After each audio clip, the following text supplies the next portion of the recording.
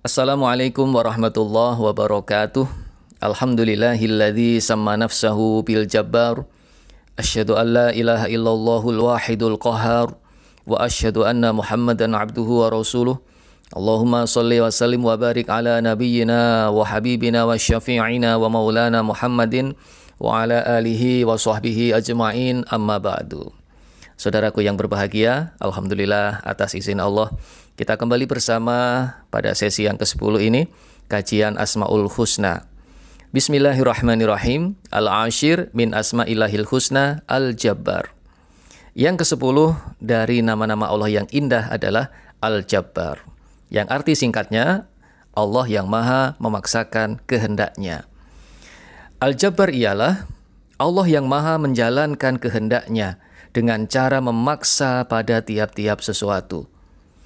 Dalam hadis qudsi, Allah berfirman, "Anta turid wa ana urid, wallahu yaf'alu ma yurid." Engkau bisa berkehendak, aku pun bisa berkehendak, dan hanya kehendak Allah yang terjadi.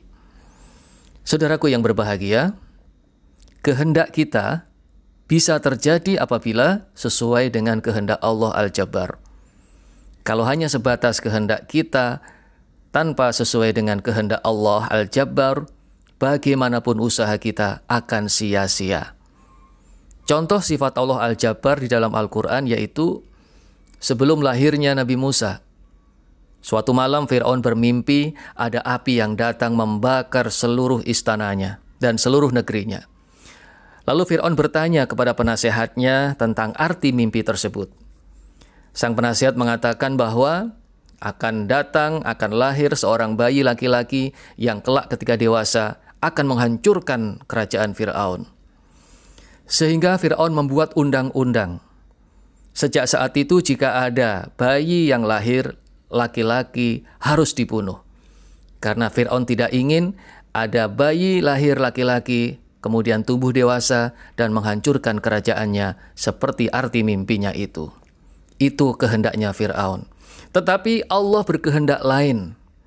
Allah menghendaki bahwa Musa terlahir di tengah-tengah undang-undang itu tetap selamat, tetap hidup, tumbuh dewasa, dan akhirnya betul-betul menghancurkan kerajaan Fir'aun. Dengan segala upadayanya, akhirnya Musa pun tumbuh dewasa dan betul-betul kerajaan Fir'aun hancur pada saat Musa sudah diangkat menjadi nabi oleh Allah Subhanahu wa taala. Itulah contoh Al-Jabbar. Fir'aun berkehendak, Allah pun berkehendak. Tetapi yang berlaku, yang terjadi adalah kehendaknya Allah dengan memaksakan tiap-tiap sesuatu. Contoh yang kedua di dalam Al-Quran tentang sifat Allah Al-Jabbar yaitu kisah saudara-saudara Nabi Yusuf yang berkehendak ingin melenyapkan Yusuf, ingin membuang Yusuf. Tetapi Allah berkehendak lain. Allah menginginkan Yusuf tetap hidup, Yusuf menjadi orang yang mulia, Yusuf menjadi pejabat di wilayah Mesir, dan itulah yang terjadi. Kehendak saudara-saudaranya Yusuf sia-sia, kalah dengan kehendaknya Allah. Itulah Al-Jabbar. Ketika Nabi Ibrahim dan Siti Sarah saat itu sudah berputus asa, tidak memiliki keturunan hingga sudah kakek-kakek, nenek-nenek. Pada saat itu Ibunda Sarah dalam riwayat disebutkan umurnya 99 tahun. Sedangkan Nabi Ibrahim berumur 112 tahun. Sudah aki-aki, nini-nini. Tetapi Allah berkehendak bahwa keduanya memiliki anak. Maka kehendak Allah terjadilah. Lahirlah seorang bayi yang diberi nama Ishak, yang kemudian menjadi Nabi Ishak. Itulah Al-Jabbar. Allah memaksakan kehendaknya dan kehendaknya pasti terjadi. Satu lagi kisah perang antara Raja Jalut melawan Tolut. Pasukan Jalut pada saat itu berjumlah 80.000, sedangkan pasukan Tolut hanya berjumlah 313. Secara logika 313 melawan 80.000 pasti akan kalah. Tetapi disitulah Allah memaksakan kehendaknya. Allah menginginkan bahwa yang 313 itulah yang menang dalam peperangan itu. Maka akhirnya terjadilah kehendak Allah.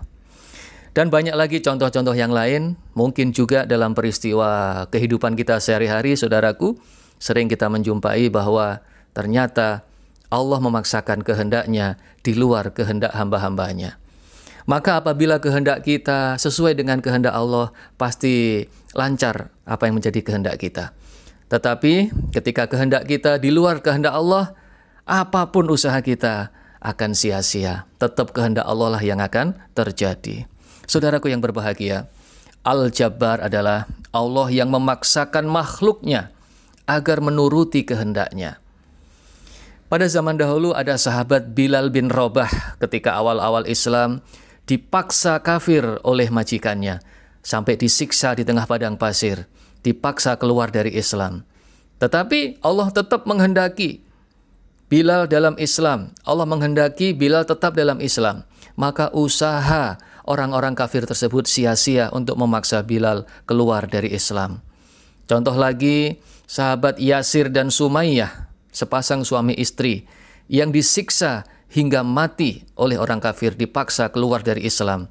Tetapi sia-sia usaha orang-orang kafir itu, karena Yasir bin Sumayyah dikehendaki oleh Allah tetap di dalam Islam. Dan banyak contoh-contoh yang lainnya. Saudaraku yang berbahagia, lalu apa buah dari iman kepada Al-Jabbar ini? Ketika orang mengimani dan meyakini sifat Allah Al-Jabbar ini, yang pertama, dia akan selalu menggantungkan kehendaknya dengan kehendak Allah. Setiap kali memiliki kehendak, memiliki keinginan, akan menggantungkan keinginan dan kehendaknya dengan kehendak Allah, dengan mengatakan insya Allah. Sebagaimana firman-Nya, "Wala taqulanna li syai'in inni fa'ilun dzalika ghada illa ayyasha Allah." Janganlah kalian mengatakan aku akan melakukan ini itu esok hari, tapi katakanlah insya Allah, kecuali dengan mengatakan insya Allah. Itu artinya apa? Kita menggantungkan kehendak kita dengan kehendak Allah. Yang kedua, buah iman dari Al-Jabbar, buah keyakinan kepada Al-Jabbar adalah kita akan selalu memaksakan kehendak nafsu amarah kita, kita rubah, kita tekan sehingga menjadi nafsu mutmainnah. Nafsu yang jelek kita tekan, kita paksa agar menjadi nafsu yang baik, nafsu yang tenang, nafsu yang diridhoi oleh Allah. Kita akan menjadi orang-orang yang selalu memaksakan kehendak kita pada hawa nafsu agar tidak terjadi. Menekan hawa nafsu kita, rasa pelit, rasa malas, ingin berbuat maksiat, kita tekan agar jangan sampai terjadi. Kemudian yang ketiga, buah dari iman kepada Al-Jabbar adalah kita akan menjadi orang-orang yang memaksakan kehendak kita pada kebaikan-kebaikan. Memaksakan kehendak pada diri sendiri dalam menjalankan kewajiban ibadah kepada Allah sehingga terlaksana, sehingga terwujud. Kebaikan-kebaikan itu menjadi sebuah amal yang mendatangkan pahala dan rahmat Allah. Yang keempat, buah iman dari Al-Jabbar adalah kita akan menjadi manusia yang bijaksana, yang tidak mudah memaksakan kehendak kita terhadap orang lain. Kita akan lebih bijaksana mengutamakan musyawarah daripada memaksakan kehendak kita terhadap orang lain. Dan yang terakhir, buah iman dari Al-Jabbar adalah kita akan selalu menjadi orang-orang yang berprasangka baik kepada Allah. Kita akan selalu meyakini bahwa walaupun kehendak kita tidak sesuai dengan kehendak Allah, tapi yakin kehendak Allah lah yang terbaik bagi diri kita. Itulah saudaraku penjelasan singkat dari Asmaul Husna yang ke-10 ini, Al-Jabbar. Semoga Allah meridhoi. Wassalamualaikum warahmatullahi wabarakatuh.